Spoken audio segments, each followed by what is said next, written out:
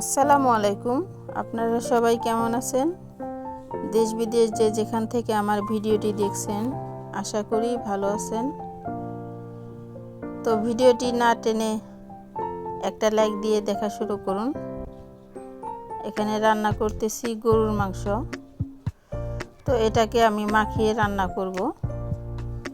পেঁয়াজ, মরিচ, লবণ, মরিচের গুঁড়া, হলুদের গুঁড়া আর দিয়ে দেব ধনিয়া জিরার গুঁড়া।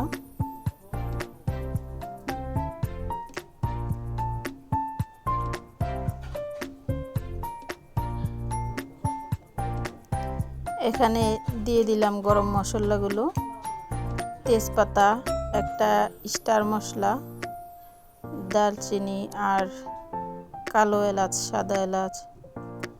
এখন দিয়ে দিলাম আদা রসুন বাটা। এর সাথে তেলটা দিয়ে এগুলোকে মাখিয়ে নেব।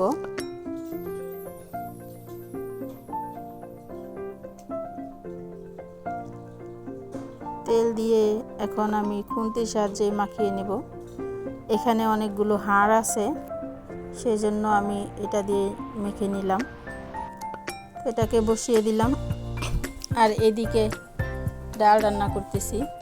ডালটাকে অল্প পানি দিয়ে সিদ্ধ করে ঘেটে নিয়ে এরপর পানি দিয়ে পেঁয়াজ, কাঁচামরিচ, লবণ,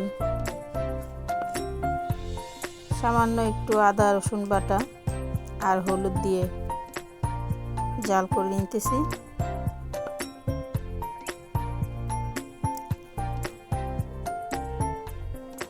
তো দেখুন, মাংসটা থেকে অনেকটা পরিমাণে পানি বের হয়েছে।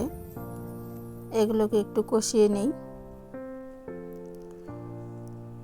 আর এদিকে বেগুন ভাজবো, সেই বেগুনের মশলাটাও মাখিয়ে নিলাম।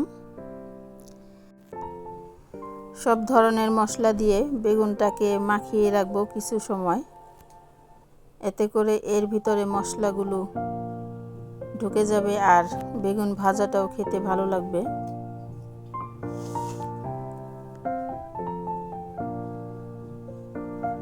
এই তো এগুলা মাখানো হয়ে গিয়েছে।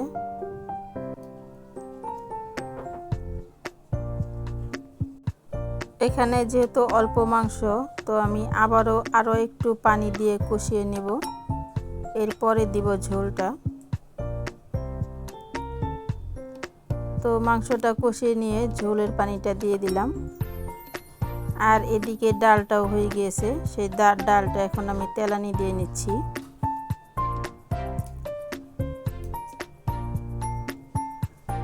ডাল তেলানির পর সেই কড়াইতেই ভেজে নেব এখন বেগুনগুলো।